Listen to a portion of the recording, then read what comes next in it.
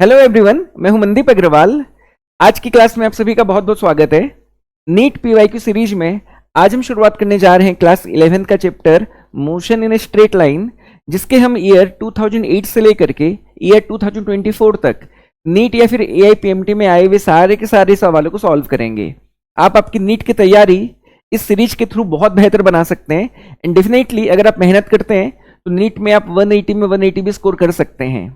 बिल्कुल आप इन वीडियोज का फायदा उठाते हुए अपनी नीट की तैयारी को बिल्कुल बेहतर बनाएं। शुरुआत करते हैं। एआईपीएमटी प्रीलिम्स 2008 में इस चैप्टर से आया हुआ सवाल है, a particle shows distance time curve as given in this figure, the maximum instantaneous velocity of the particle is around the point. देखिए मैं सवाल समझाता हूं। क्वेश्चन कह रहा है कि ये एक पार्टिकल का डिस्टेंस टाइम ग्राफ है। तो अगर ये जो ग्राफ आप देख रहे हैं, इस ग्राफ के किस पॉइंट पे उस पार्टिकल की जो इंस्टेंटेनियस वेलोसिटी होगी या फिर इंस्टेंटेनियस स्पीड होगी वो मैक्सिमम होगी, ये हमें बताना है। तो देखिए इंस्टेंटेनियस स्पीड या फिर वेलोसिटी को निकालने का फॉर्मूला होता है v equal to d x upon d T.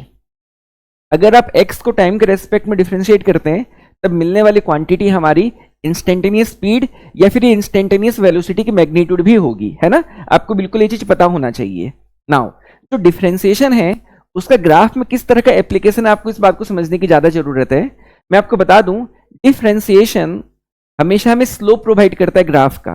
देखिए यहां पर जो ग्राफ हमें गिवन है वो है बिटवीन डिस्टेंस एंड टाइम। तो अगर आप डिस्टेंस को टाइम के रेस्पेक्ट में डिफरेंशिएट करते हैं तब आपको मिलने वाली जो क्वांटिटी होगी वो होगी इस ग्राफ का स्लोप। डिफरेंशिएशन गिव्स स्लोप, आपको ये बिल्कुल याद होना चाहिए। Differentiation gives slope. अब ये स्लोप क्या होता है ये भी मैं आपको समझा देता हूं। तो स्लोप को हम हमेशा ग्राफ के किसी एक पर्टिकुलर पॉइंट पे फाइंड आउट करते हैं।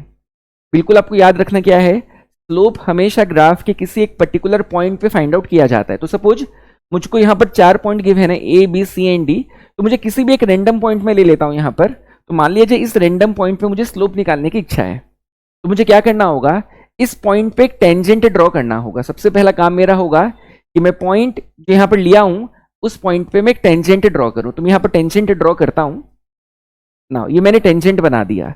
अब इस टेंजेंट ने हमारी हॉरिजॉन्टल एक्सिस के साथ, जो यहां पर टाइम एक्सिस है, उसके साथ कुछ एंगल फॉर्म किया है और इस एंगल को मैं मान लेता हूं थीटा। टेन स्लोप जिसकी हम बात कर रहे हैं, स्लोप होता है टेन थीटा, और इसी टेन थीटा की वैल्यू हमें डिफरेंशिएशन से मिलती है। डिफरेंशिएशन से हमें जो मिलता है वो ग्राफ का स्लोप होता है किसी पॉइंट पे। तो अब जिस पॉइंट के लिए डिफरेंशिएशन कर रहे होते हैं आपको उसी पॉइंट का स्लोप मिल जाता है, ठीक है। तो अब हम ये भी जानते हैं कि टेन जीरो की वैल्यू 0 होती है, टेन जीरो की वैल्यू 0 होती है, टेन 45 की वैल्यू 1 होती है, एंड बात करें टेन 90 डिग्री की तो टेन 90 की वैल्यू इन्फिनिटी होती है, ये भी हम जानते हैं। तो इससे एक बात तो क्लियर है कि अगर थीटा की वैल्यू बढ़ती जाए तो स्लोप की वैल्यू भी बढ़ती जाएगी। 0 डिग्री के लिए स्लोप की वैल्यू 0 है, 90 डिग्री के लिए स्लोप की वैल्यू इनफाइनाइट आ रही है। इसका ये मतलब रहा कि अगर एंगल बढ़ता जाए, जो एंगल टेंजेंट ने हमारी हॉरिजॉन्टल एक्सिस के साथ फॉर्म किया है, अगर वो एंगल बढ़ता जाए तब पॉइंट पे रहने वाले स्लोप की वैल्यू भी क्या होती जाएगी, बढ़ती चली जाएगी। और यहां पर अगर मैं आपसे कहूं कि dx by dt क्या है, then it will be slope of distance time graph. तो डेफिनेटली अगर आपको मैक्सिमम स्पीड की रिक्वायरमेंट है या फिर मैक्सिमम वेलोसिटी की रिक्वायरमेंट है, देन फॉर v max हमारा स्लोप भी क्या होना चाहिए, स्लोप भी मैक्सिमम होना चाहिए। अगर आपको मैक्सिमम स्पीड की रिक्वायरमेंट हो तो डेफिनेटली आपका जो डिस्टेंस टाइम ग्राफ है उसका किसी पॉइंट पे स्लोप भी मैक्सिमम होना चाहिए, और जिस पॉइंट में आपको मैक्सिमम स्लोप दिखाई देगा वही हमारा इस क्वेश्चन का सही आंसर होगा। तो अगर हम देखें तो पॉइंट ए का स्लोप, पॉइंट बी का स्लोप, पॉइंट सी का स्लोप एंड पॉइंट डी का स्लोप, आपको इन चारों पॉइंट्स के स्लोप को जज करना है और आपको तब देखना है कि कौन सा टेंजेंट हमारा, मतलब A B C and D चारों पॉइंट्स पे बनाए जाने वाले टेंजेंट्स में कौन सा टेंजेंट हमारी हॉरिजॉन्टल एक्सिस के साथ बड़ा एंगल फॉर्म कर रहा है। तो जिसने भी बड़ा एंगल फॉर्म किया होगा उसी पॉइंट पे ही हमारी स्पीड मैक्सिमम होने वाली है। तो एकदम बात क्लियर है कि पॉइंट सी ही सवाल का करेक्ट आंसर होना चाहिए, क्योंकि पॉइंट सी में ये बात क्लियर है कि पॉइंट सी में अगर मैं टेंजेंट ड्रॉ करूं देन अदर पॉइंट्स की तुलना में पॉइंट सी पे हमारे स्लोप की वैल्यू डेफिनेटली क्या होने वाली है, मैक्सिमम होने वाली है, और इसीलिए इस क्वेश्चन का आंसर ऑप्शन 3 होगा, है ना। आप देखेंगे तो क्या हो रहा है, यहां पर कंटिन्यूअसली एंगल की वैल्यू बढ़ती बढ़ती जा रही है, एंड पॉइंट सी तक बढ़ने के बाद फिर वो डिक्रीज करना चालू कर रही है, तो डेफिनेटली पॉइंट सी पे हमारा स्लोप मैक्सिमम होगा, और इसीलिए इस क्वेश्चन का आंसर ऑप्शन 3 होगा। अगले सवाल की तरफ चलते हैं। नेक्स्ट क्वेश्चन भी एआईपीएमटी प्रीलिम्स 2008 से बिलोंग कर रहा है। क्वेश्चन है, a particle moves in a straight line with a constant acceleration, it changes its velocity from 10 metre per second to 20 metre per second while passing through a distance of 135 meter in t seconds. The value of t is। मैं आपको सवाल समझाता हूं। एक particle straight line में move करने के दौरान यूनिफॉर्मली एक्सीलरेट हो रही है। मूव करने वाली पार्टिकल का एक्सीलरेशन कांस्टेंट है। उसने अपनी वेलोसिटी को 10 मीटर पर सेकेंड से 20 मीटर पर सेकेंड तक चेंज किया, और इस दौरान उसने जो समय लिया उस समय की वैल्यू t है, और जो उसने डिस्टेंस कवर किया उसकी वैल्यू 135 मीटर है। तब हमें यह बताना है कि t की वैल्यू क्या रही होगी। तो देखिए, मोशन पे डिपेंड होते हुए, या बॉडी जो हमारी मूव कर रही है उसके टाइप ऑफ मोशन पे डिपेंड करते हुए हम इक्वेशंस को सिलेक्ट करते हैं, और अलग अलग तरह के मोशन के लिए हम अलग अलग तरह के इक्वेशंस को भी यूज करते हैं। यहां पर हमारे सामने 3 सिचुएशंस हो सकती हैं। या तो हमारी बॉडी का एक्सीलरेशन 0 हो, या तो बॉडी का एक्सीलरेशन कांस्टेंट हो, या फिर हमारे बॉडी के एक्सीलरेशन की वैल्यू एक वेरिएबल हो। तो डिपेंडिंग कि एक्सीलरेशन 0 है कि कांस्टेंट है कि वेरिएबल है, हम इक्वेशंस को सिलेक्ट करते हैं। अलग अलग तरह के मोशन के लिए अलग अलग तरह के इक्वेशंस को यूज किया जाता है।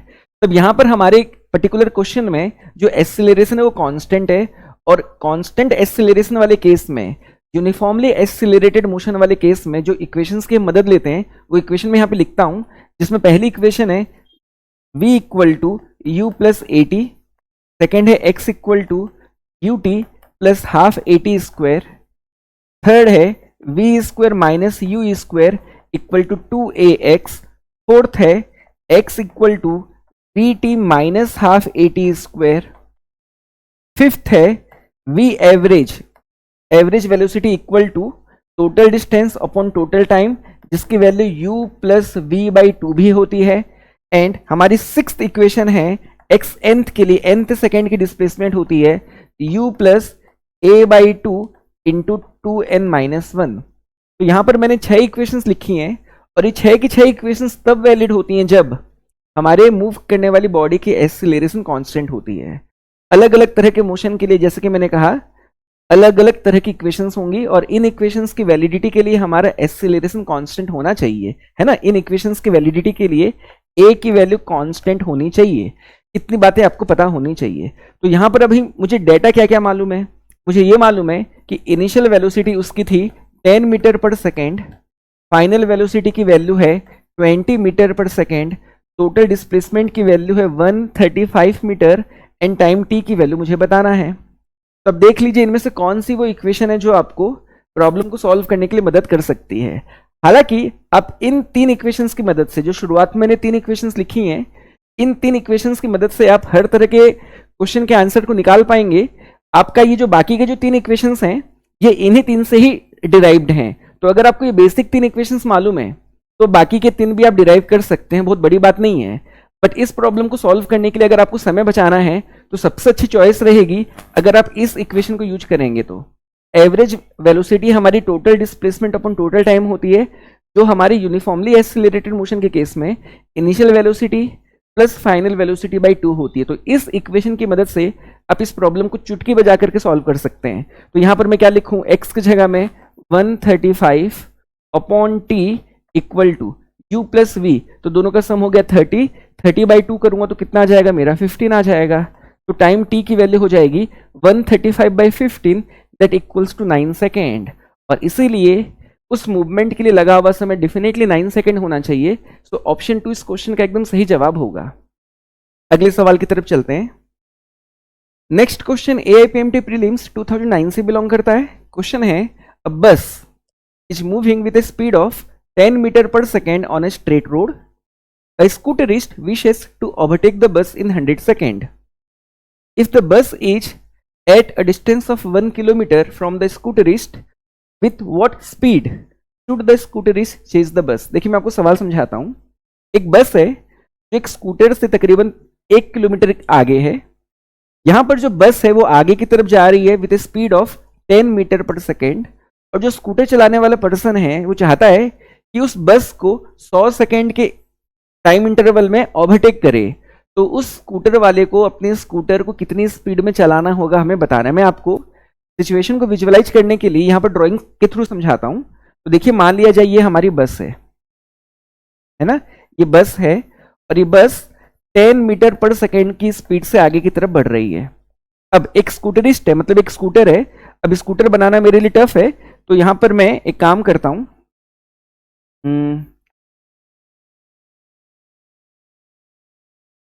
एक साइकिल से कुछ बना दिया है ना, आपको समझना आसान होगा। ठीक, तो नाउ अब ये जो स्कूटरिस्ट है ये चाहता है कि इस बस को 100 सेकंड के अंदर ओवरटेक करे, और इस स्कूटर से जो हमारी बस है वो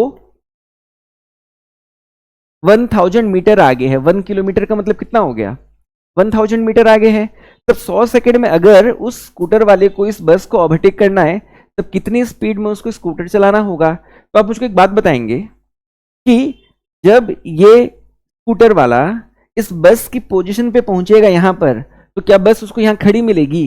नहीं ना, बस तो आगे चली जाएगी। क्यों चली जाएगी? क्योंकि बस के पास एक नॉन जीरो वेलोसिटी है, बस आगे की तरफ मूव कर रही है। तो जिस पर्टिकुलर टाइम पे स्कूटर बस की इनिशियल पोजीशन तक पहुंचेगी, बस उसको यहां नहीं मिलेगी, बस कुछ आगे जा चुकी होगी। तो अपन ये पता लगा लेते हैं कि 100 सेकंड का, क्योंकि उसका टारगेट है 100 सेकंड में उसे बस को ओवरटेक करना है, तो हम ये निकाल लेते हैं कि 100 सेकंड के समय में जो बस है वो कितनी आगे चली जाएगी। तो यहां पर जो बस की मूवमेंट है वो कांस्टेंट स्पीड के साथ हो रही है, और कांस्टेंट स्पीड का मतलब ये हो गया कि जो हमारे बस के एक्सेलरेशन की वैल्यू है वो 0 है, और जब एक्सेलरेशन 0 होता है तब वेलोसिटी कांस्टेंट होती है। And in that case velocity निकालने के लिए हम फॉर्मूला यूज करते हैं डिस्प्लेसमेंट अपॉन टाइम। इस इक्वेशन की मदद से हम तब प्रॉब्लम को अप्रोच करते हैं जब एक्सेलरेशन की वैल्यू 0 होगी, वेलोसिटी कांस्टेंट होगी। तब वेलोसिटी निकालने के लिए आप x बाई टी या delta x by delta T या फिर dx बाई dt भी यूज कर सकते हैं, आपकी चॉइस है। तब उस हिसाब से मैं ये निकाल लेना चाहता हूं कि बस कितना आगे चली जाएगी उस 100 सेकेंड के टाइम इंटरवल में। तो बस की स्पीड हमें मालूम है 10 मीटर पर सेकेंड है, टाइम की वैल्यू में 100 मल्टीप्लाई किया तो डेफिनेटली यहाँ पर आ रहा है मेरा 1000 मीटर। तो उससे मुझे एक बात तो समझ में आ गई कि उस 100 सेकेंड के इंटरवल में मेरी जो बस है वो अब 1 किलोमीटर और आगे जा चुकी है, तो बस पहुंच जाएगी यहाँ पर, है ना। तो नाउ ये जो डिस्टेंस आप देख रहे हैं ये भी 1000 मीटर आ रहा है। तो अगर उसे 100 सेकंड में बस को ओवरटेक करना है तो आप ये बताइए ना, स्कूटर को उसे कितना डिस्टेंस ट्रेवल कराना पड़ेगा उसी 100 सेकंड के इंटरवल में? डेफिनेटली उसे 1 किलोमीटर तो आना ही है, वो बस से ऑलरेडी 1 किलोमीटर पीछे था, और जितना बस और आगे की तरफ ट्रेवल करेगी उसे वो डिस्टेंस और भी कवर करना पड़ेगा। मतलब बस यहाँ पर 1 किलोमीटर की दूरी तय कर रही है और उतने ही समय में स्कूटर को 2 किलोमीटर की डिस्टेंस को कवर करना पड़ेगा, तब जाकर के वो 100 सेकेंड में बस को ओवरटेक कर सकता है। और इसीलिए हम कह सकते हैं कि स्कूटर के लिए जो v होगी वो हो जाएगी 2000, जो कि उसको डिस्टेंस कवर करना है और कितने टाइम में करना है, 100 सेकेंड में करना है। और इसीलिए इस क्वेश्चन का आंसर 20 मीटर पर सेकेंड होगा। तो इसीलिए हमारा इसका आंसर होगा ऑप्शन फोर्थ। ऑप्शन फोर्थ इस क्वेश्चन का एकदम परफेक्ट आंसर होगा। मैं उम्मीद करता हूँ आपको सवाल समझ में आया होगा। एक्चुअली क्या, बस खड़ी नहीं थी, बस मूव कर रही थी। तो जितने समय में स्कूटर बस की इनिशियल पोजीशन तक पहुंचता, बस कुछ आगे बढ़ चुकी थी, है ना। इसीलिए 100 सेकंड में हमने ये देखा कि बस फाइनली कितना और आगे चली गई, जितना वो पीछे था वो प्लस जितना बस और आगे गई, उन दोनों डिस्टेंसेस को हमने ऐड किया तो मुझे ये पता चल गया कि स्कूटर को फाइनली 100 सेकंड में कितना डिस्टेंस चलाना होगा, और फिर हमने फाइनली आंसर निकाल लिया। अगले सवाल की तरफ चलते हैं। नेक्स्ट क्वेश्चन भी AIPMT प्रीलिम्स 2009 से बिलोंग कर रहा है। क्वेश्चन है, a particle starts its motion from rest under the action of a constant force if the distance covered in the first 10 seconds is s1 and that covered in the first 20 seconds is s2, then. तो हमको बताना है कि s1 और s2 में क्या relationship रहेगा। देखिए मैं समझाता हूं। हालांकि ये क्वेश्चन आसान है, अगर आपको काइनेमेटिक्स के बेसिक कॉन्सेप्ट्स की जानकारी है तो बहुत इजीली आप इस सवाल को सॉल्व कर सकते हैं। अदरवाइज आपको थोड़े बहुत इक्वेशंस के चक्कर में पढ़ना पड़ सकता है, अदरवाइज सवाल आसान है। मैं समझा रहा हूं, आप एकदम ध्यान से सुनिएगा। देखिए यहां पर कांस्टेंट फोर्स का क्या मतलब रहा। अगर फोर्स कांस्टेंट है, बॉडी पे एक्ट होने वाला अगर या पार्टिकल पे एक्ट होने वाला फोर्स अगर कांस्टेंट नेचर का है, तो इससे एक बात तो मैं कंक्लूड कर सकता हूं कि एक्सीलरेशन भी कांस्टेंट रही होगी। न्यूटन्स लॉ कहता है force equals to mass into acceleration. तो फोर्स में बदलाव नहीं करोगे तो ए में भी किसी तरह का बदलाव नहीं आएगा, तो एक्सीलरेशन तो कांस्टेंट, ये बात आपको बिल्कुल पता हो जानी चाहिए। नाउ अब यहां पर u की वैल्यू 0 बोला है ना, u की वैल्यू 0 बोला है। तो मैं आपको बता दूं कि अगर एक बॉडी रेस्ट से यूनिफॉर्मली एक्सीलरेट होती है, अगर एक बॉडी रेस्ट से यूनिफॉर्मली एक्सीलरेट होती है, तब वो इक्वल टाइम इंटरवल में जो डिस्प्लेसमेंट कवर करती है उसका रेशियो होता है 1:3:5:7:9। मैं फिर से मेरी बात को रिपीट करता हूं, अगर एक बॉडी रेस्ट से यूनिफॉर्मली एक्सीलरेट करे अपने आप को, तब वो इक्वल टाइम इंटरवल में जो डिस्प्लेसमेंट कवर करेगी उसका रेशियो 1:3:5:7:9:11 होगा। मतलब मान लेते कि एक बॉडी मूव कर रही है, मैं आपको एक प्रैक्टिकल एग्जांपल देता हूं। तो मान लेते हैं बॉडी ने पहले 5 सेकेंड में, फर्स्ट 5 सेकेंड में अगर मान लेते उसने 10 मीटर की दूरी तय की, तो अगले 5 सेकेंड में वो 30 मीटर जाएगा, फिर उसके अगले 5 सेकेंड में वो कितना जाएगा, 50 मीटर जाएगा, फिर उसके अगले 5 सेकेंड में वो कितना जाएगा, 70 मीटर जाएगा, फिर 90 मीटर, और इस तरह से उसकी मूवमेंट होती चली जाएगी। बिल्कुल आपको ये याद रखना चाहिए, इक्वल टाइम इंटरवल में यूनिफॉर्मली एक्सीलरेटेड बॉडी अगर रेस्ट से स्टार्ट किया अपने मोशन को, तब वो 1:3:5:7 के रेशियो में अपने डिस्प्लेसमेंट को कवर करती है। अब यहां पर बोला है कि पहले 10 सेकेंड में उसने जो डिस्प्लेसमेंट कवर की उसकी वैल्यू s1 है ना। तो अगर मैं आपसे ये पूछूं कि अगले 10 सेकेंड की अगर हम बात करें, तो अगले 10 सेकेंड में उसको कितना डिस्प्लेसमेंट कवर करना चाहिए, तो डेफिनेटली नेक्स्ट 10 सेकेंड की अगर मैं बात करूं, ये हमारी फर्स्ट 10 सेकेंड की बात हो रही है, ये हमारी नेक्स्ट 10 सेकेंड की बात हो रही है। तो नेक्स्ट 10 सेकेंड में डेफिनेटली उसको 3s1 की दूरी तय कर लेनी चाहिए, है कि नहीं। अब हमें क्या बोला है कि पहले 20 सेकेंड में उसने जो डिस्प्लेसमेंट कवर किया, फिर डिस्टेंस कवर किया, उसकी जो वैल्यू है वो s2 है। तो पहले 20 सेकेंड तो यही हो गया ना भैया, शुरुआत से लेकर के यहां तक जो समय का इंटरवल होगा वही तो 20 सेकेंड होगा। तो फर्स्ट 20 सेकेंड में उसने कितनी दूरी तय की है, s2 दूरी तय की है। तो डेफिनेटली s1 एंड 3s1 का जो सम है उसी को s2 कहा गया है। तो मैं बिल्कुल कह सकता हूं कि 4s1 ही हमारा s2 होगा, और यही इस क्वेश्चन का सही जवाब होना चाहिए। तो s2 equals to 4s1, option 2 इस क्वेश्चन का एकदम सही जवाब है। आगे बढ़ते हैं। नेक्स्ट क्वेश्चन APMT प्रीलिम्स 2010 से बिलोंग करता है। क्वेश्चन है, ball is dropped from a high rise platform at t equal to 0 starting from rest. After 6 second another ball is thrown downwards from the same platform with a speed v. The two balls meet at t equal to 18 seconds. What is the value of v? देखिए मैं आपको सवाल समझाता हूं। एक high platform से पहले एक बॉडी को ड्रॉप किया गया, और फिर उसी प्लेटफॉर्म से 6 सेकेंड के बाद एक बॉडी को नीचे की तरफ फेंका गया। अब कह रहा है कि 18th सेकेंड में दोनों की दोनों जो बॉल्स थी वो आपस में मिल गई, मतलब वो मिट की, मतलब एक ही लेवल पे आ गई। तब हमें v की वैल्यू बताना है। तो अगर मैं आपसे ये पूछूं कि फर्स्ट बॉडी के लिए ट्रेवल का टाइम क्या होगा, तो डेफिनेटली आंसर 18 सेकेंड होगा। और सेकेंड बॉल के लिए अगर मैं आपसे पूछूं तो क्योंकि उसको 6 सेकेंड के बाद फेंका गया था, तो डेफिनेटली सेम डिस्प्लेसमेंट को गेन करने के लिए जितना पहली वाली बॉडी ने गेन किया है, सेम डिस्प्लेसमेंट को गेन करने के लिए दूसरी वाली बॉडी ने 6 सेकेंड कम ट्रेवल किया होगा, मतलब उसने टोटल 12 सेकेंड का समय लिया होगा। ये बात तो एकदम क्लियरली समझ में आ रही है। और क्योंकि ये फ्री फॉल का केस है, तो फ्रीली फॉलिंग बॉडी, अगर स्मॉल हाइट से एक बॉडी फ्रीली फॉल हो, तब उस दौरान उसका एक्सीलरेशन यूनिफॉर्म होता है, और उसी एक्सीलरेशन को हम कहते हैं एक्सीलरेशन ड्यू टू ग्रेविटी, जिसको सिंबल स्मॉल जी से शो किया जाता है, और जानते हैं उसकी वैल्यू 9.8 होती है, बट हम राउंड फिगर 10 मीटर पर सेकंड स्क्वायर ले लिया करते हैं, है ना। तो नाउ तो यूनिफॉर्मली एक्सीलरेटेड मोशन का केस होने के कारण यहां पर हम काइनेमेटिक्स की इक्वेशंस जो मैंने लिखी थी उनको हम यहां पर यूज कर सकते हैं। अब देखिए, हम यहां पर अगर सेकेंड इक्वेशन की मदद लें तो हमारे लिए प्रॉब्लम को सॉल्व करना आसान होगा, क्योंकि सेकेंड इक्वेशन में हमारे पास वो फिजिकल क्वांटिटीज हैं जिनकी जानकारी या तो गिवन है या तो पूछी गई है। तो देखिए, तो सेकंड इक्वेशन हमने क्या सीखा था, x equal to U T plus half A T square, ये हमारी सेकंड इक्वेशन है। हालांकि वर्टिकल डायरेक्शन के लिए हम यहाँ पर y भी लिख सकते हैं, बट कोई नहीं, मैं x सिंबल के साथ ही प्रॉब्लम को सॉल्व कर रहा हूँ। तो नाउ पहली बॉडी और दूसरी बॉडी क्योंकि आपस में मीट कर रही हैं, मतलब दोनों के लिए रहने वाले x की वैल्यू सेम होगी कि नहीं होगी।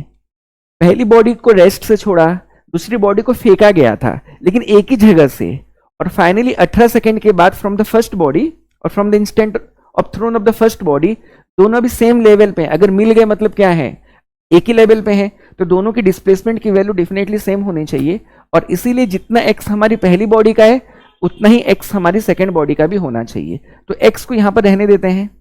पहली बॉडी के लिए u की वैल्यू 0, हाफ, फ्री फॉल के लिए a की जगह में 10 डाल देते हैं जिसकी वैल्यू हमें लेने को कहा गया है, और टाइम की वैल्यू आ जाएगी 18, और उसका स्क्वायर यहाँ पर मैंने लिख दिया है ना। ना ये फर्स्ट बॉडी के लिए हमने लिखा, और यहाँ पर डेफिनेटली इसको इस तरह से छोड़ देते हैं। अब मैं बात करता हूँ सेकेंड बॉडी के लिए। तो सेकेंड बॉडी के लिए भी सेम x की वैल्यू है, बट उसके लिए इनिशियल वेलोसिटी 0 नहीं थी, कितनी थी, v थी। तो यहाँ पर आ जाएगा v, टाइम की जगह में मुझे डेफिनेटली 12 लिखना है, प्लस हाफ, सेम एक्सेलरेशन होगी उसकी भी, और उसके लिए टाइम की वैल्यू 12 सेकंड का स्क्वायर कर दिया। तो let us call it equation number 2। अब क्योंकि दोनों इक्वेशंस के LHS सेम है तो दोनों की RHS को भी सेम होना चाहिए। दोनों के RHS को अगर मैं सेम कर दूं तो मुझे एक ही अननोन मिलेगा v, सॉल्व करते ही आंसर इंप्लाइज दैट। तो मैं इक्वेशन 1 एंड 2 को इक्वेट कर रहा हूं, और इक्वेट करने के कारण इन दोनों के RHS को सेम किया जाएगा क्योंकि इनके LHS सेम है। तो हमें LHS में क्या मिलने वाला है, तो 18 स्क्वायर की वैल्यू हो जाएगी 324 into 10/2 will become 5 equal to, now अब यहाँ पर क्या मिलने वाला है मुझको, 12v प्लस, नाउ 12 स्क्वायर की वैल्यू होगी 144 इंटू 5, ये हमें मिल गया हमारा RHS, इंप्लाइज दैट। नाउ अब अगर मैं RHS के सेकेंड टर्म को LHS की तरफ ले लूं तो डेफिनेटली मैं 5 को कॉमन भी ले सकता हूं, तो मुझे मिल जाएगा 324 minus 144 which is equal to 12v, this will be equal to 5 into 4 minus 4 is 0, 12 minus 4 is 8, और यहाँ पर बचेगा 2, 2 minus 1 is 1, divided by 12 is the value of v। अब मैं अगर इसको 12 से रिड्यूस करूं तो डेफिनेटली ये 15 में चला जाएगा, सो 15 5 जा इज 75। तो डेफिनेटली सेकंड बॉडी को 75 मीटर पर सेकंड से फेंका गया था। ऑप्शन 2 इस क्वेश्चन का एकदम सही जवाब होगा। अगले क्वेश्चन की तरफ चलते हैं। नेक्स्ट क्वेश्चन AIPMT प्रीलिम्स 2010 से ही है। क्वेश्चन है, a particle moves a distance x in time t according to equation x equal to t plus 5 to the power minus 1, the acceleration of particle is proportional to. देखिए highly conceptual सवाल है, एकदम detail में सिखाऊंगा मैं आपको, एकदम ध्यान से सुनिएगा। क्वेश्चन कहता है कि एक पार्टिकल के मूव करने के दौरान उसके द्वारा कवर की गई डिस्टेंस एंड टाइम के बीच में रहने वाला रिलेशन ये है, तब एक्सेलरेशन उस पार्टिकल का किस तरह से डिपेंड करेगा। और यहाँ पर अगर हम ऑप्शंस देखें तो हमें एक्सेलरेशन का डिपेंडेंस डिस्टेंस के साथ या फिर एक्सेलरेशन का डिपेंडेंस वेलोसिटी के साथ बताना है। तो देखिए आपको एक बेसिक बात बिल्कुल याद रखनी चाहिए कि हमारे पास एक फिजिकल क्वांटिटी है डिस्टेंस x, इसे मैं पोजीशन x भी मान सकता हूं। अगर मैं x को डिफरेंशिएट करूं टाइम के रेस्पेक्ट में तब मुझे मिलेगा v, हमें वेलोसिटी मिल जाएगी। और अगर हम v को डिफरेंशिएट करें टाइम के रेस्पेक्ट में तब हमें मिल जाता है एक्सेलरेशन। मुझे यहाँ पर जानकारी x की है, बट मुझे पहुंचना कहाँ तक है, मुझे पहुंचना है एक्सेलरेशन तक, मुझे एक्सेलरेशन की वैल्यू बतानी है।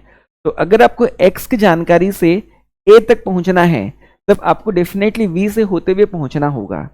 तो पहले आप x को डिफरेंशिएट करके v निकालेंगे, फिर v को डिफरेंशिएट करके a निकालेंगे, और तब जाकर के हम फाइनली आंसर को जज कर पाएंगे, अदरवाइज नहीं कर पाएंगे।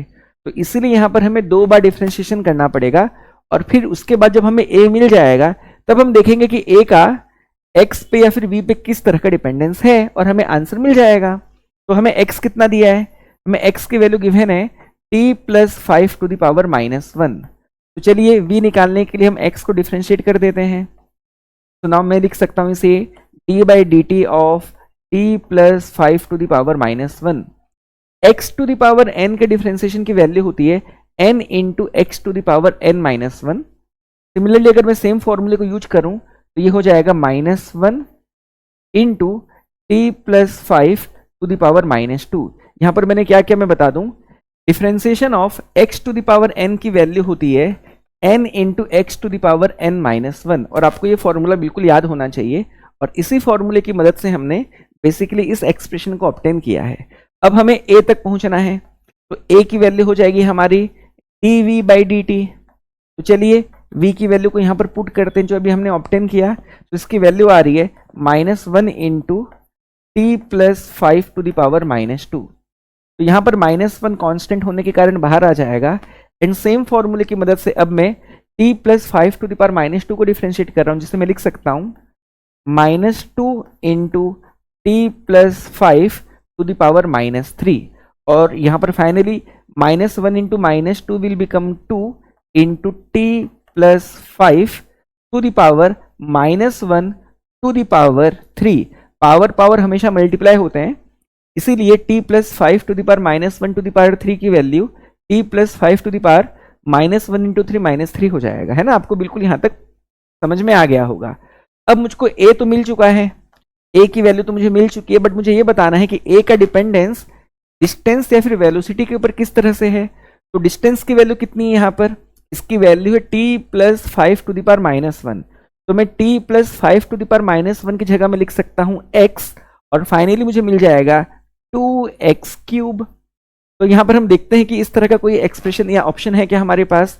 तो डिस्टेंस के ऊपर देखूं तो पावर 2 एंड पावर -2 के हिसाब से हमको ऑप्शंस दिए हैं, तो डेफिनेटली 2 एंड 3 तो नहीं होंगे, क्योंकि एक्सीलरेशन का डिपेंडेंस डिस्टेंस के पावर 3 पे है, तो डेफिनेटली ये तो करेक्ट नहीं। एक बात क्लियर हो गई।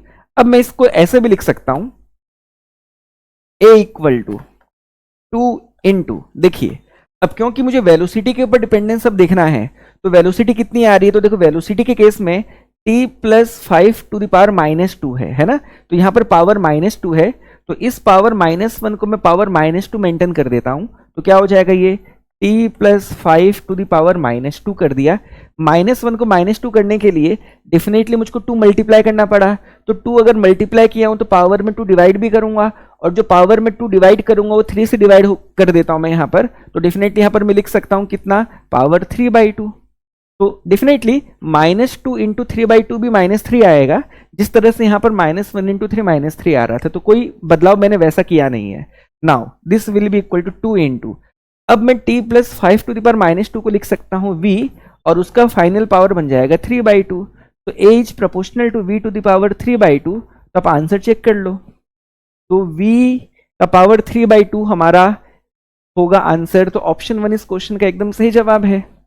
अगले सवाल की तरफ चलते हैं। नेक्स्ट क्वेश्चन AIPMT प्रीलिम्स 2011 से बिलोंग कर रहा है। क्वेश्चन है, a boy standing at the top of a tower of 20 metre height drops a stone assuming g equal to 10 metre per second square, the velocity with which it hits the ground is. देखिए बहुत आसान सा सवाल है।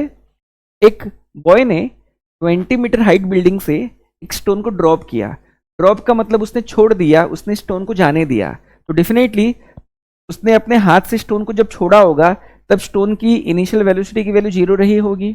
कितनी speed से वो ground को हिट करेगा हमें बताना है, तो v की जानकारी हमें देनी है। एक्सीलरेशन डेफिनेटली यहाँ पर एक्सीलरेशन ड्यू टू ग्रेविटी है, जिसकी वैल्यू हमें कितनी लेनी है, 10 मीटर पर सेकेंड स्क्वायर लेनी है। और हमें एक बात यहाँ पर और दी गई है कि जो हाइट है, जो वर्टिकल डिस्प्लेसमेंट है, उसकी वैल्यू हमारी यहाँ पर 20 मीटर है, ठीक, क्योंकि बिल्डिंग के टॉप से वो ग्राउंड तक आ रहा है, तो जो बिल्डिंग की हाइट होगी वही हमारे स्टोन के द्वारा कवर की गई डिस्प्लेसमेंट भी होनी चाहिए। तब उस हिसाब से इन चारों फिजिकल क्वांटिटीज को इंक्लूड करने वाली मेरी कौन सी इक्वेशन है, थर्ड इक्वेशन है, that is v square minus u square equal to 2ax implies that v की जगह में v ही रहेगा, तो यहाँ पर बच गया v स्क्वायर माइनस u की value 0 equal to 2 into a की जगह में आ गया 10, x की जगह में भी आ गया 20।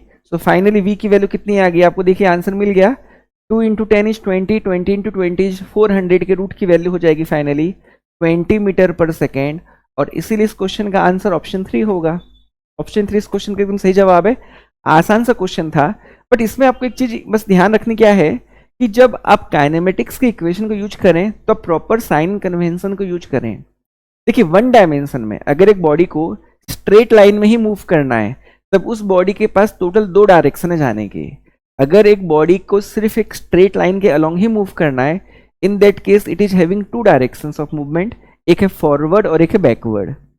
आप आपकी चॉइस के हिसाब से किसी भी एक डायरेक्शन को पॉजिटिव ले लेना और उसके अपोजिट डायरेक्शन को नेगेटिव ले लेना। तो पॉजिटिव डायरेक्शन की हर फिजिकल क्वांटिटी जो वेक्टर है वो पॉजिटिव होगी और अपोजिट वाली नेगेटिव होगी। तो अगर आपने स्टोन को ड्रॉप किया है तो एक्सीलरेशन भी नीचे है, डिस्प्लेसमेंट भी नीचे है, जा भी रही नीचे है, तो मैं डाउनवर्ड को पॉजिटिव ले लिया हूं और इसीलिए यहां पर सारी वैल्यूज मैंने पॉजिटिव ली थी और आंसर भी मेरा पॉजिटिव आया है। अगर इसमें कोई फिजिकल क्वांटिटी मान लो ऊपर की तरफ होती तब उसे हम नेगेटिव लिए होते। अगले सवाल की तरफ चलते हैं। नेक्स्ट क्वेश्चन AIPMT मेंस 2011 से है। क्वेश्चन है a particle covers half of its total distance with speed v1 and the rest half distance with speed v2. Okay, its average speed during the complete journey is। बहुत आसान सा सवाल है। देखिए आपको हो सकता है इसका डायरेक्टली शॉर्टकट फॉर्मूला भी याद हो, बहुत बड़ी बात नहीं है, बट अगर नहीं याद है तो आप लोग बिल्कुल इजीली इसको निकाल सकते हैं। देखिए एवरेज स्पीड यहाँ पर पूछा है तो मैं आपको बता दूं एवरेज स्पीड होती है total distance upon total time. इसको मैं ऐसे भी लिख सकता हूं x1 plus x2 divided by t1 plus t2। मतलब t1 समय में उसने x1 दूरी कवर की थी, t2 समय में उसने x2 दूरी कवर की थी। टोटल दूरी कितनी हो गई x1 plus x2, total time हो गया t1 plus t2। Average speed हो जाएगी total distance upon total time. तो आपको इस तरह से प्रॉब्लम को सॉल्व करना है। तो यहाँ पर हमें देखो जानकारी क्या दी गई है कि पहले v1 स्पीड से उसने टोटल दूरी की आधी दूरी तय की और फिर बची हुई आधी दूरी उसने v2 स्पीड के साथ कवर की। तो यहाँ पर इनडायरेक्टली या डायरेक्टली आप जैसा समझ लें आपको डिस्टेंस को लेकर के जानकारी गिवन है। और अगर मैं टोटल डिस्टेंस को x मान लूं तो पहले उसने x/2 दूरी तय की थी v1 स्पीड के साथ, फिर उसने x/2 दूरी तय की v2 स्पीड के साथ। तो मेरा न्यूमरेटर कितना हो जाएगा? मेरा न्यूमरेटर हो जाएगा x/2 प्लस x/2, टोटल मिलाकर के x हो गया। अब बात करते हैं t1 एंड t2 की। तो क्योंकि यहाँ पर मोशन यूनिफॉर्मली हो रहा है, क्योंकि यहाँ पर जो हमारी बॉडी है वो यूनिफॉर्मली, जो हमारा पार्टिकल है वो यूनिफॉर्मली मूव कर रहा है, तो डेफिनेटली हम कह सकते हैं कि जो स्पीड होगी वो डिस्टेंस अपॉन टाइम होनी चाहिए, या फिर मैं कह सकता हूँ टाइम की वैल्यू डिस्टेंस अपॉन स्पीड हो जानी चाहिए। तो जो पहला हाफ डिस्टेंस उसने कवर किया उसके लिए उसको समय लगा था t1, और t1 की वैल्यू में अब क्या पुट कर सकता हूँ? तो t1 समय में उसने जो डिस्टेंस कवर किया था वो था x/2 और स्पीड मेंटेन की थी v1 प्लस, अब नाउ t2 समय में उसने अगेन डिस्टेंस कवर किया x/2 और स्पीड मेंटेन की v2। तो डेफिनेटली x/2/v2 हमारी t2 की वैल्यू होनी चाहिए। इसको सॉल्व करते हैं आंसर। तो this will be equal to x upon, तो मैं दोनों टर्म से x/2 को कॉमन ले लूं और यहां पर अगर मैं v1 v2 का एलसीएम ले लूं तो मुझे v1 v2 मिल जाएगा, यहां आ जाएगा v2, यहां आ जाएगा v1। x एंड x आपस में कैंसिल होकर यहां पर 1 बच रहा है। नेक्स्ट स्टेप में अगर मैं इस डिवीजन को मल्टीप्लाई करूं तब उस केस में मेरे डिनोमिनेटर का रेसिप्रोकल हो जाएगा एंड 2v1 v2 ऊपर आ जाएगा। तो फाइनली मुझे क्या मिलने वाला है? 2v1 v2 upon v1 plus v2, और यही इस क्वेश्चन का एकदम सही जवाब होना चाहिए। तो आप ऑप्शंस देख लीजिए, ऑप्शन 4 इस क्वेश्चन का एकदम सही जवाब होगा। अगले सवाल की तरफ चलते हैं। नेक्स्ट क्वेश्चन AIPMT प्रीलिम्स 2012 से बिलोंग करता है। क्वेश्चन है the motion of a particle along a straight line is described by equation x equal to 8 plus 12t minus t cube where x is in meter and t in second. The retardation of the particle when its velocity becomes 0 is। All right, मैं आपको समझाता हूँ सवाल क्या कह रहा है। एक पार्टिकल के मूव करने के दौरान उसकी पोजीशन को लेकर के हमें एक एक्सप्रेशन गिवन है और हमें ये बताना है कि उसकी जब वेलोसिटी की वैल्यू 0 होगी, जब उसकी वेलोसिटी 0 होगी उस इंस्टेंट पे उसका रिटार्डेशन कितना होगा, हमें ये बताना है। तो जैसा कि मैंने आपसे कहा कि आप x को डिफरेंशिएट करेंगे तो आपको v मिलेगा, v को डिफरेंशिएट करेंगे तो आपको कौन मिल जाएगा? फिर a मिल जाएगा। तो यहाँ पर डेफिनेटली मैं सबसे पहले एक्सीलरेशन तक पहुंचता हूं। तो देखिए हमें v निकालने के लिए x को डिफरेंशिएट करना होगा, और अगर मैं x को डिफरेंशिएट करूं तो 8 कांस्टेंट है, कांस्टेंट का डिफरेंशिएशन 0, 12t का डिफरेंशिएशन हो जाएगा 12 माइनस t क्यूब के डिफरेंशिएशन की वैल्यू आ जाएगी कितनी? 3t स्क्वायर, और ये मुझे v का एक्सप्रेशन मिल गया। और हमें ये भी बोला है कि v की वैल्यू जब 0 होगी, जब वेलोसिटी की वैल्यू 0 होगी तब उस इंस्टेंट पे रिटार्डेशन कितना होगा? तो यहाँ पर अपन ये बात भी निकाल लेते हैं कि किस इंस्टेंट पे, किस टाइम पे v की वैल्यू 0 आ रही है। तो देखिए यहाँ पर तो हमको v की वैल्यू 0 गिवन है, ये हमें गिवन है, और उस हिसाब से मैं लिख सकता हूँ implies that 12 minus 3t square will be equal to 0, implies that 12 equals to 3t square, 12 by 3 becomes 4 equal to t square, t की वैल्यू आ गई 2 सेकेंड। तो मुझे ये तो पता चल गया कि at t equal to 2 second v की वैल्यू 0 है। अब इस इंस्टेंट पे मुझे ये बताना है कि एक्सेलरेशन कितना होगा। तो एक्सेलरेशन हो गया मेरा कौन, dv by dt। Now this will be equal to, तो चलिए v के एक्सप्रेशन को डिफरेंशिएट करते हैं। तो 12 का डिफरेंशिएशन हो गया 0, -3 कांस्टेंट बाहर, एंड टी स्क्वायर के डिफरेंशिएशन की वैल्यू होती है 2t। तो फाइनली मेरा आ गया ये आंसर -60। तो क्योंकि मुझको रिटार्डेशन की वैल्यू तब बतानी थी जब v की वैल्यू 0 थी, तो v की वैल्यू 0 थी at t equal to 2 second, तो यहाँ पर मुझे 2 पुट करना पड़ेगा, एंड फाइनली -6 इंटू 2 की वैल्यू आ जाएगी मेरी -12 मीटर पर सेकेंड स्क्वायर। तो answer will B -12 metre per second square. तो क्योंकि हमें रिटार्डेशन ही पूछा गया है, तो डेफिनेटली यहाँ पर साइन को लेकर के हमें वरीड होने की जरूरत नहीं है, आंसर हमारा ऑप्शन 2 होगा। अगले सवाल की तरफ चलते हैं। नेक्स्ट क्वेश्चन नीट 2013 से बिलोंग कर रहा है। क्वेश्चन है, a stone falls freely under gravity, it covers distances h1, h2 and h3 in the first 5 seconds, the next 5 seconds and the next 5 seconds respectively.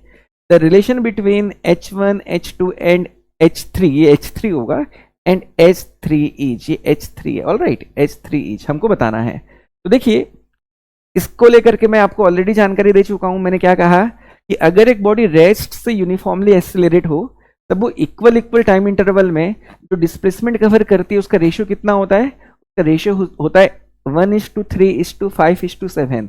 तो डेफिनेटली यहाँ पर मैं कह सकता हूँ कि h1 के लिए भी 5 सेकेंड लिया गया है, h2 के लिए भी 5 सेकेंड लिया गया है, एंड h3 के लिए भी 5 सेकेंड लिया गया है। तो डेफिनेटली यहाँ पर मैं एक बात को बिल्कुल कंक्लूड कर सकता हूँ कि h1 का 3 टाइम्स मेरा h2 होना चाहिए, एंड h1 का 5 टाइम्स मेरा h3 होना चाहिए, इसमें कोई दो राय नहीं है ना।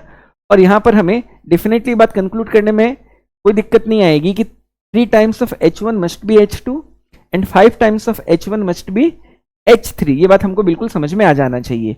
वो इसलिए क्योंकि h1 is to h2 is to h3 की वैल्यू 1:3:5 है, और ये होनी भी चाहिए।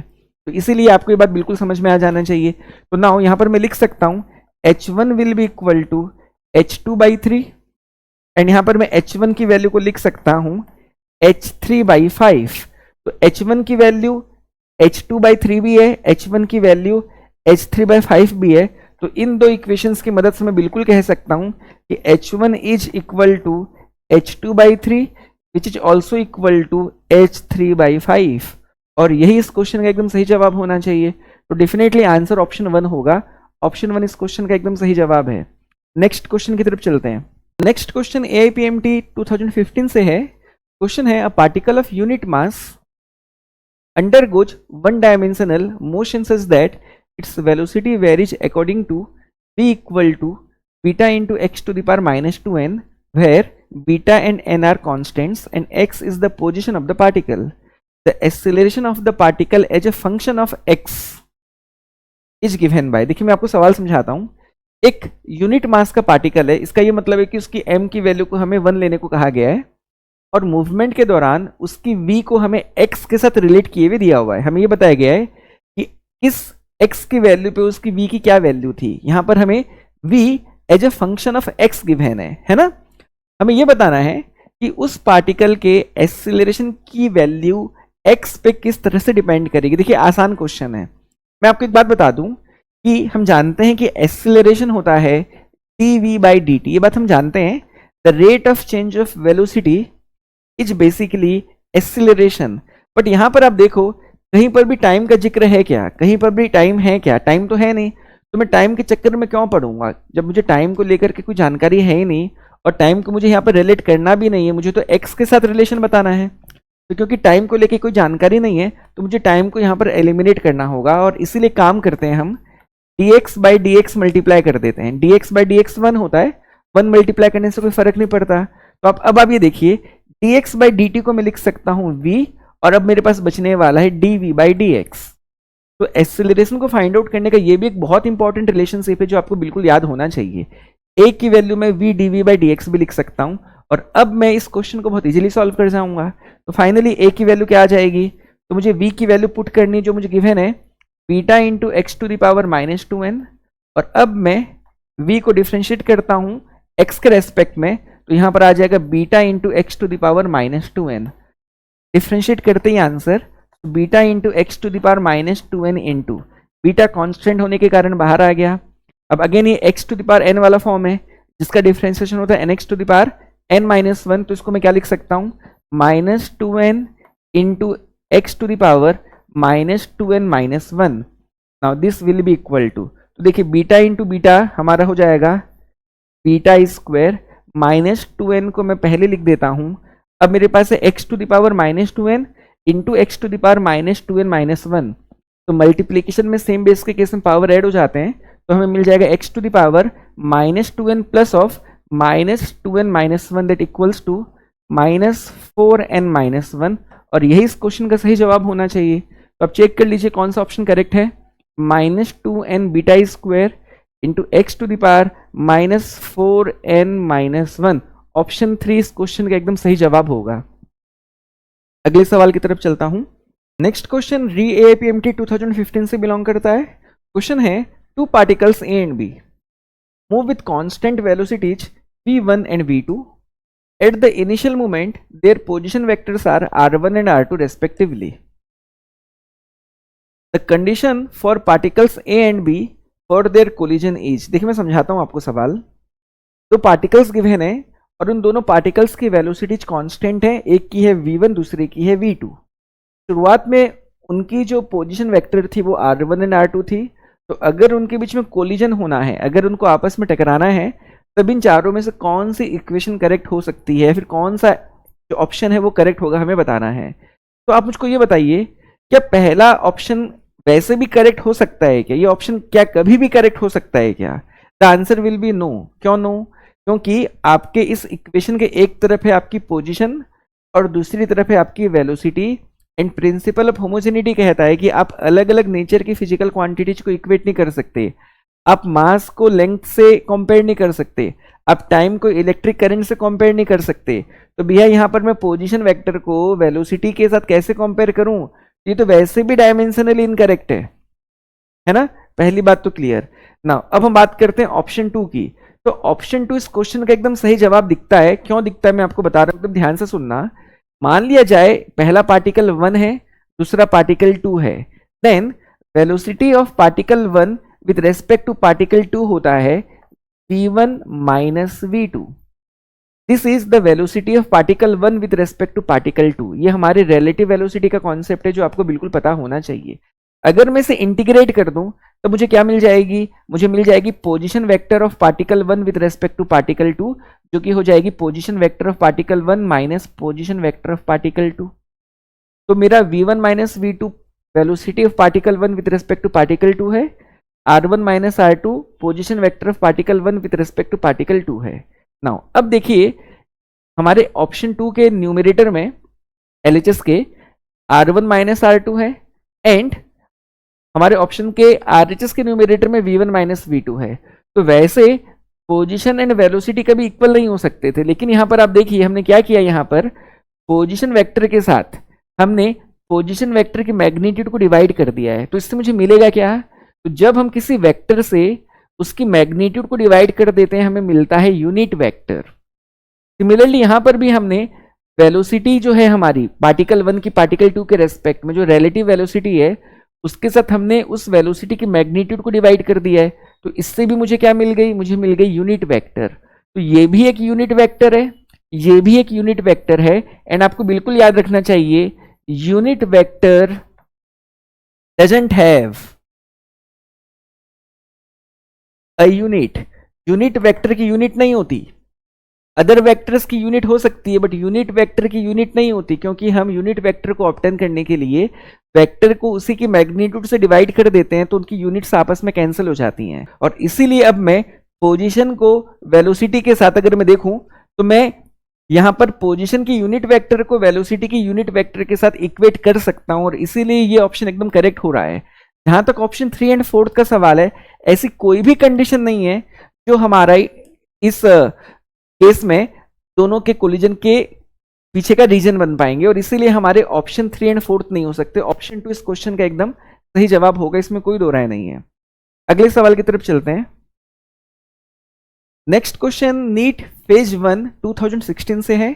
If the velocity of a particle is v equal to at plus bt square where a and b are constants, then the distance traveled by it between 1 second and 2 second is। ठीक है, मैं आपको समझाता हूं, बहुत आसान सा सवाल है। मैंने आपको ये कहा था कि पोजीशन को डिफरेंशिएट करें तो v मिलेगा, v को डिफरेंशिएट करें तो a मिलेगा। अब अगर आपको a से v या फिर v से x निकालना हो तो आप क्या करेंगे, तब आप इंटीग्रेट करेंगे। मैं आपको समझाना क्या चाहता हूं, सुनेंगे। देखिए यहां पर एक क्वांटिटी है x, दूसरी है v, तीसरी है a। तो x को डिफरेंशिएट करूं, क्या मिल जाना है मुझको मिल जाना है v। किसके रेस्पेक्ट में डिफरेंशिएट किया, टाइम के रेस्पेक्ट में। v को भी अगर मैं टाइम के रेस्पेक्ट में डिफरेंशिएट करूं तो मुझे मिल जाना है a। ना अगर मैं एक्सीलरेशन को इंटीग्रेट करूं टाइम के रेस्पेक्ट में तो मुझको यहां पर मिलेगा v, और यहां पर बेसिकली मुझे कहना चाहिए मुझे चेंज इन वेलोसिटी मिलती है। और अगर मैं वेलोसिटी को वापस से इंटीग्रेट करूं टाइम के रेस्पेक्ट में तो मुझको मिल जाता है चेंज इन पोजीशन। और ये बिल्कुल आपको याद रखना चाहिए, डिफरेंशिएशन एंड इंटीग्रेशन दो अपोजिट प्रोसेसेस होते हैं। नाउ अब क्योंकि मुझे v की जानकारी है और मुझे डिस्टेंस तक पहुंचना है, तो डेफिनेटली मुझको v को t के रेस्पेक्ट में इंटीग्रेट करना होगा, तब जाकर के मुझको ये पता चलेगा कि वो कितना डिस्टेंस ट्रेवल करेगी, तब मुझको चेंज इन पोजीशन पता चलेगा, और उससे मैं ये जज कर पाऊंगा कि हमारी डिस्टेंस या फिर डिस्प्लेसमेंट की क्या वैल्यू रहेगी। तो फाइनली मुझको डेल्टा एक्स निकालने के लिए क्या करना पड़ेगा, इंटीग्रेट करना पड़ेगा v को। तो v की जगह लिख दिया a into t plus p into T square dt। और क्योंकि यहाँ पर मुझको टाइम की वैल्यू 1 सेकेंड से लेकर 2 सेकेंड तक कहा है, तो मैं टाइम के लोअर लिमिट को 1 सेकेंड लिख देता हूँ एंड अपर लिमिट को 2 सेकेंड लिख देता हूँ, और इससे मिलने वाला जो मेरा आंसर होगा वो 1 से 2 सेकेंड के बीच का डिस्टेंस ही होगा और कुछ नहीं हो सकता। Now a t into D T के इंटीग्रेशन की वैल्यू हो जाएगी, तो इसमें a कांस्टेंट है बाहर, t dt के इंटीग्रेशन की वैल्यू हो जाएगी t square by 2, lower limit की वैल्यू 1, अपर लिमिट की वैल्यू 2, प्लस ये प्लस यहां पर आ गया b t स्क्वायर dt में b कांस्टेंट तो बाहर हो गया, t स्क्वायर dt के इंटीग्रेशन की वैल्यू आ जाएगी t क्यूब बाई 3, इसमें भी हमारी लोअर लिमिट की वैल्यू आ जाएगी 1, अपर लिमिट की वैल्यू आ जाएगी 2। देखिए यहां पर हमारे एक्सप्रेशन में दो टर्म्स थे, तो हमने दोनों टर्म्स को अलग अलग कर दिया और उनको अलग अलग इंटीग्रेट किया, और x के पावर n के इंटीग्रेशन की वैल्यू होती है, मैं आपको बता देता हूं, x to the power n plus 1 by n plus 1। और इसी फॉर्मूले की मदद से मैंने यहां पर t एन टी स्क्वायर को इंटीग्रेट किया है t के रेस्पेक्ट में। नाउ अब हम upper limit minus lower limit करके फाइनली आंसर निकाल लेते हैं। तो a बाई 2 यहां पर मेरा कांस्टेंट है तो अलग कर दिया। अब मुझे क्या करना है, t की जगह में पहले 2 पुट करना है, फिर t की जगह में 1 पुट करना है। 2 पुट करूंगा तो 2 के स्क्वायर की वैल्यू 4, 1 पुट करूंगा तो 1 के स्क्वायर की वैल्यू 1, 4 माइनस 1 की वैल्यू आ जाएगी 3, प्लस p डिवाइडेड बाय 3 मेरा अलग कर दिया मैंने। अब t की जगह में पहले 2 पुट करूंगा, फिर t की जगह में 1 पुट करूंगा, तो 2 के क्यूब की वैल्यू होगी 8, 1 के क्यूब की वैल्यू होगी 1, 8 माइनस 1 की वैल्यू आ जाएगी 7। तो फाइनली यही मेरा इस क्वेश्चन का सही जवाब आ रहा है। तो answer will B 3 by 2 a plus 7 by 3 b। Option 3 इस क्वेश्चन का एकदम सही जवाब है। अगले क्वेश्चन की तरफ चलते हैं। नेक्स्ट क्वेश्चन नीट फेज 2 2016 से बिलोंग कर रहा है। क्वेश्चन है, 2 cars p and q start from a point at the same time in a straight line and their positions are represented by xp equal to at plus bt square and xq equal to ft minus t square. At what time do the cars have the same velocity? ठीक है, मैं समझाता हूं, आसान है question. यहां पर दो कार हमें गिवन है, p एंड q। p की पोजीशन हमें मालूम है, q की भी पोजीशन हमें मालूम है, और बोलता है कि किस टाइम पे उन दोनों के वेलोसिटीज की वैल्यू सेम होगी। तो डेफिनेटली हम जानते हैं कि अगर हम पोजीशन को डिफरेंशिएट करेंगे टाइम के रेस्पेक्ट में तो हमें क्या मिलेगा, तब डेफिनेटली हमें मिलेगी वेलोसिटी। और अब हम क्या करेंगे, एक्सपी को भी डिफरेंशिएट करेंगे टाइम के रेस्पेक्ट में to find the value of v p, and यहां पर हम एक्स क्यू को डिफरेंशिएट करेंगे टी के रेस्पेक्ट में to find the value of v q. और क्योंकि दोनों की वेलोसिटीज को मुझे सेम करना है, तो जो भी हमें वैल्यूज मिलेंगे उनको इक्वेट करके फाइनली हम टाइम की वैल्यू बता देंगे। फाइनली वीपी और velocity of car p will be equal to differentiation of position of car p with respect to time. Now तो 80 में ए कांस्टेंट है बाहर, टी का टी के रेस्पेक्ट में differentiation 1 plus b t square में b का कांस्टेंट बाहर, टी स्क्वायर की डिफरेंशिएशन की वैल्यू हो जाएगी 2t। तो फाइनली मुझको वेलोसिटी ऑफ कार पी मिल गई। अब वेलोसिटी ऑफ कार क्यू निकालने के लिए मुझको पोजीशन ऑफ कार क्यू को डिफरेंशिएट करना पड़ेगा, और यहां पर F T minus T square को डिफरेंशिएट करना है। तो एफ टी में एफ कांस्टेंट बाहर, टी का टी के रेस्पेक्ट में डिफरेंशिएशन 1 हो गया, माइनस टी स्क्वायर की डिफरेंशिएशन की वैल्यू आ जाएगी 2t। अब क्योंकि उनकी वेलोसिटी सेम है, तो फाइनली मुझे गिवन है v p equal to v q, implies that a plus 2bt equal to f minus 2t। Now next step में, अब यहां पर भी t है, यहां पर भी t है, तो t वाले टर्म्स को एक तरफ कर देते हैं, बाकी को दूसरी तरफ। तो ये हो जाएगा 2bt plus 2t equal to f minus a उधर जाकर के माइनस हो गया, t कॉमन ले लूं तो बचेगा 2b plus 2 equal to f minus a. Finally t की वैल्यू आ जाएगी f minus a upon 2 into b plus 1, ये डिवाइड कर दिया, तो यही हमारे इस क्वेश्चन का सही जवाब होगा। तो f minus a divided by 2 into b plus 1 और 1 प्लस बी, ऑप्शन 2 इस क्वेश्चन का एकदम सही जवाब होगा, है कि नहीं। तो इस तरह से आपको इस क्वेश्चन को अपियर करना था।